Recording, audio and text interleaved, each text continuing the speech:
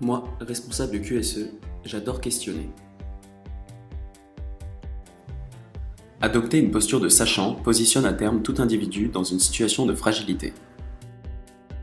Le sachant doit trouver des réponses à des problématiques. Il est l'expert, il doit donner ses instructions. Le sachant possède le savoir, il est rarement remis en cause. Le responsable QSE d'hier a pu adopter cette posture de sachant dans la construction du système de management. La norme possédant des obligations, il fallait trouver des éléments de réponse clés en main. Dans un tel contexte, le sachant revêt une posture de gardien de la conformité.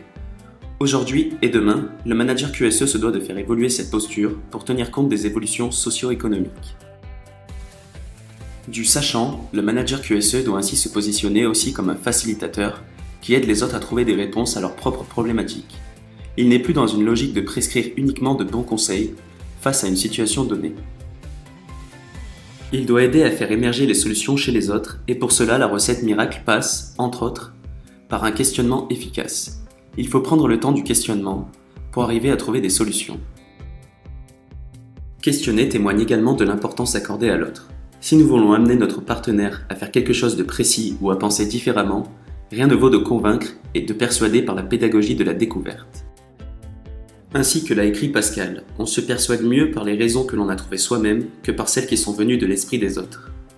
Il rejoint la pensée de Platon, si on interroge les hommes en posant bien les questions, ils découvrent d'eux-mêmes la vérité sur chaque chose. Un bon auditeur est un auditeur qui sait poser les bonnes questions. Questionner nécessite également une réelle capacité d'écoute. L'écoute active est ainsi étroitement liée à la maîtrise du questionnement. L'un ne peut fonctionner sans l'autre. Le manager QSE doit donc maîtriser cette technique de questionnement pour compléter sa panoplie de sachants. Cette technique est relativement simple à mettre en œuvre. D'ailleurs, elle est fréquemment utilisée lors des audits. En effet, un bon auditeur est un auditeur qui sait poser les bonnes questions pour découvrir le cadre de référence de l'audité, et non l'inverse. Il n'arrive pas au pays conquis. Il doit oublier sa casquette d'expert pour s'intéresser à l'autre. Il doit faire l'effort de comprendre le mode de fonctionnement de l'autre. Pour cela, une seule solution. Il faut déployer du questionnement actif en alternant des questions ouvertes et des questions fermées. Il faut être en relation avec l'autre pour faire preuve d'une réelle écoute active. Il faut être en capacité de rebondir aux réponses apportées. Je pense qu'un bon indicateur de performance lors d'un audit est le nombre de fois où un auditeur entend « Eh bien là, c'est une bonne question ».